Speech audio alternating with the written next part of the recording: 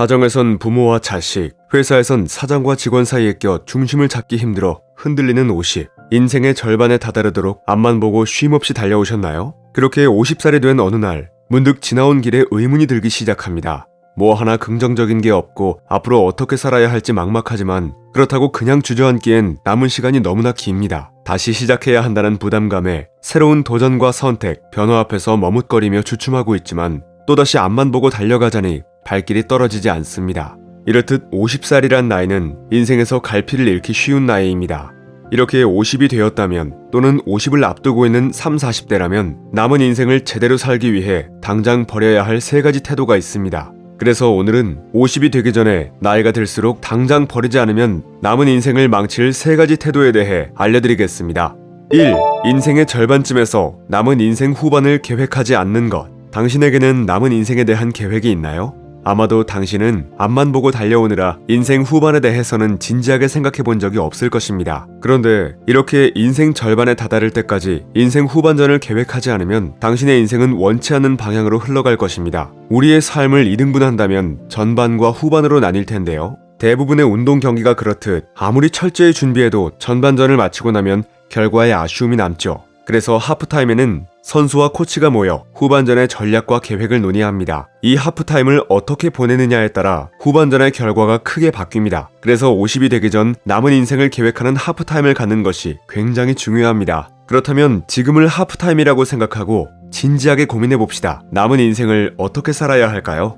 공자는 이렇게 말한 바 있습니다. 아는 자는 좋아하는 자만 못하고 좋아하는 자는 즐기는 자만 못하다. 놀라운 일을 해낼 천재성이나 높은 목표의식을 갖는 것보다 가슴 뛰는 삶을 사는 것이 더 어렵습니다. 그 누군들 원치 않을 사람은 없겠지만 가슴 뛰는 삶을 아무나 살 수 있는 것이 아닙니다. 아마도 이 영상을 보는 대부분의 사람들은 가슴 뛰는 일을 하기보다는 잘하는 일 혹은 그냥 떠맡겨진 일을 마지못해 해오셨을 겁니다. 이렇듯 좋아하는 일을 직업으로 삼는 사람은 많지 않습니다. 하지만 50 이후에도 하기 싫은 일을 억지로 꾸역꾸역 하는 삶은 결코 우리가 추구해야 하는 삶은 아닙니다. 그러다가 삶을 서서히 마감해야 한다면 이보다 더 슬프고 후회되는 일은 없겠죠. 더 나이가 들기 전에 남은 생애 동안 가슴 뛰는 삶을 추구해야 합니다. 100세 시대가 열림으로써 50 이후에도 최소한 20-30년은 더 일할 수 있습니다. 남은 인생은 하고 싶은 일을 하며 살 수 있도록 미리미리 인생을 계획하고 준비해야 합니다. 어떤 일을 하면서 남은 인생을 살아가고 싶은지, 또 어떤 일이 최소한의 경제적 기반을 제공해 줄 수 있는지, 이런 것들을 계획하고 준비하는 것은 결코 금방 이루어지는 일이 아닙니다. 따라서 인생의 절반쯤에 왔다면 더 나이가 들기 전에 제2의 인생을 살아갈 수 있도록 미리 계획하고 준비해야 합니다. 당신이 살아온 삶은 그 누구도 살아보지 못한 유일한 삶입니다. 당신이 앞으로 살아갈 삶 또한 누구도 살지 못할 하나뿐인 삶이죠. 이제 당신의 인생 후반전을 계획할 때입니다. 죽기 전에 후회하지 않는 삶을 살고 싶다면 인생의 절반쯤에서 남은 인생을 계획하고 준비하는 시간을 반드시 갖길 바랍니다. 그것은 그 무엇보다도 해볼 만한 가치가 있는 일입니다. 2.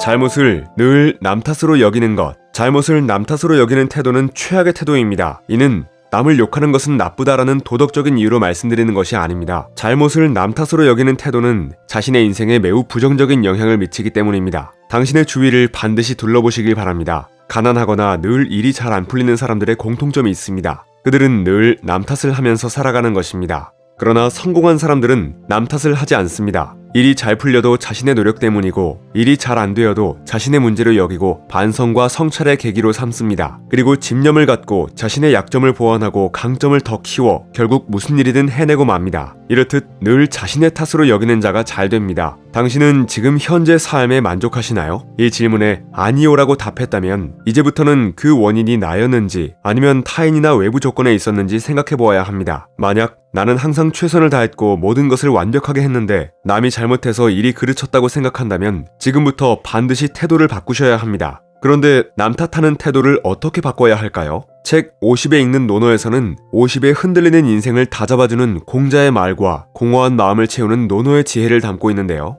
이 책에 따르면 공자는 이미 40살에 세상의 흔들림으로부터 벗어나 부록이 된 거인이기에 그의 지혜를 빌려 삶의 길을 찾아야 한다고 강조하고 있습니다. 공자는 잘못의 원인을 찾는 행위에 관해 다음과 같이 말한 바 있습니다. 군자는 자기에게서 찾고 소인은 남에게서 찾는다. 즉 군자는 잘못의 원인을 자기 내부에서 찾고 보통 사람은 원인을 외부로 돌리려 한다는 말입니다. 타인을 책망하고 원망할수록 발전은 멀어지기 때문에 잘못은 남보다는 나에게서 찾은 다음 발전을 꾀해야 한다는 거죠. 스스로 되돌아보지 않는 사람은 점점 뒤처지기 마련입니다. 누구를 원망하고 어떤 것에 핑계를 대는 건 쉬운 방법입니다. 쉬운 방법으로 인생이라는 어려운 문제를 풀기에는 한계가 있죠. 오늘 핑계와 원망을 기준으로 사람을 대하고 있다면 내일의 발전한 나를 기대하기 어렵다는 사실을 꼭 기억하세요. 50이 되어서도 핑계와 원망을 입에 달고 산다면 70이 되어서도 마찬가지입니다. 다른 사람 대신 자신을 탓하면서 인생의 변화를 꾀하시길 바랍니다. 3. 나이가 들어가면서 배우기를 멈추는 것. 당신은 지금도 배움을 지속하고 있나요? 사실 하루하루 먹고 살기 바쁘다는 핑계로 배우기를 멈추고 그냥 시간을 흘려보내는 사람들이 많죠. 그런데 지금 상태에서 배움을 멈추면 인생 다음 단계에서는 무엇을 할 수 있을까요? 은퇴 나이가 빨라지는 요즘 50의 조직을 벗어나면 혼자 할 수 있는 일이 거의 없다는 걸 깨닫게 됩니다. 하다못해 세금조차 회사에서는 격리부서에서 처리해주기 때문에 혼자 힘으로 하기 힘듭니다. 책 50에 읽는 논어는 공자의 말을 통해 방황하고 갈피를 잃은 50대의 인생을 잡아주고 있습니다. 또한 남은 인생을 어떻게 살아가야 할지에 대한 논어의 지혜를 소개하고 있습니다. 이 책에 따르면 공자는 그 누구보다 배우기를 즐겨 했다고 합니다. 논어에서 단 한 번도 자랑하지 않았던 공자가 이렇게 말할 정도였죠. 10집이 모여 사는 작은 마을에도 반드시 나만큼의 성실하고 믿음직한 사람은 있을 것이다. 하지만 나만큼 배우기를 좋아하는 사람은 없을 것이다. 그리고 배움에 임하는 태도에 관해서는 이렇게 말했습니다. 학문은 마치 미치지 못할 것 같은 갈급한 마음으로 배움에 임해야 하며 배운 것을 잃어버릴까 두려워하듯 배움에 임해야 한다. 현재 하는 일의 전문성을 위해 또는 남은 인생을 위해 꼭 하고 싶은 일의 준비를 위해 배움을 멈추지 마세요. 간절히 배우고 싶은 일을 찾아보세요. 직업이나 경력을 바꾸기가 쉽지는 않지만 50에 충분히 도전해볼 만한 일입니다. 60, 70에 후회하는 것보다 50에 도전하는 것이 훨씬 좋다는 사실을 기억하세요.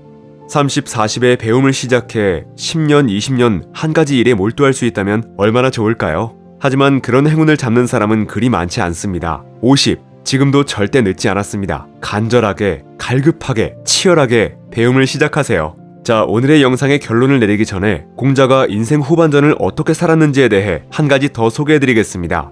나이 들수록 열정적으로 살아가라. 사람은 나이를 먹을수록 열정은 사그라들고 새로운 일에도 무덤덤해진다고 하죠. 어쩌면 지금 영상을 보고 있는 당신도 마찬가지일 것입니다. 그런데 2500년 전의 삶을 살았던 공자는 달랐습니다. 공자는 자신을 가리켜 이렇게 설명했습니다. 나는 배움에 분발하면 밥 먹는 것도 잊을 정도로 몰입하고 그 몰입의 즐거움에 일상의 근심 걱정까지 잊으며 세월 가는 것과 늙음이 다가오는 것조차 알지 못하는 사람이다. 이 공자의 말을 통해 공자의 열정적인 삶의 단면을 볼 수 있습니다. 공부에 몰입하다가 밥대를 놓치기는 부지기수고 학문으로 원하는 바를 얻으면 그 즐거움으로 다른 걱정은 모두 사라지고 노년에 쇠약해져가는 건강 위협조차 느끼지 못했다는 것이죠. 학문의 열정, 일의 열정, 어떤 것에 몰입하여 열정적으로 살아간 공자의 모습에서 나이 들수록 열정적으로 살아야 한다는 것을 배울 수 있습니다. 공자의 시간이나 당신의 시간이나 소중하지 않은 시간은 없습니다. 그 누구의 시간도 모두 소중합니다. 지금 시작하세요. 잊고 있던 열정의 배터리를 채워보세요. 책 50에 읽는 논어는 나이가 들수록 흔들리고 불안한 인생을 다잡아주는 공자의 말과 공허한 마음을 채우는 50가지 논어의 지혜를 담고 있습니다. 말과 지혜에 머물지 않고 50의 인생이 자신을 이해하고 다스릴 수 있도록 각 챕터별로 구체적인 실천 방법을 알려주고 있습니다. 50쯤 되면 꺾이지 않을 꿈과 흔들리지 않는 뜻을 세워야 하니 시대를 뛰어넘는 거인 공자가 전하는 말로 인생을 바라보면 답이 나올 것입니다. 우리네 50은 흔들리고 방황하며 공허한 게 당연합니다. 이 사실을 받아들이곤 공자가 그랬던 것처럼 지금 내가 할 수 있는 일이 무엇일까 생각하고 결정하고 선택하세요. 뭐 하나 긍정적인 게 없고 앞으로 어떻게 살아야 할지 막막하지만 그렇다고 그냥 주저앉기엔 남은 시간이 너무나 길다면 다시 시작해야 한다는 부담감에 새로운 도전과 선택, 변화 앞에서 머뭇거리지만 또다시 앞만 보고 달려가자니 발길이 떨어지지 않는다면 공자의 말과 삶에서 공허한 50의 새로운 돌파구를 발견해보세요. 이제 흔들리지 않고 당신만의 길을 걸어갈 수 있을 것입니다. 책갈피였습니다. 당신의 성공과 행복을 응원합니다.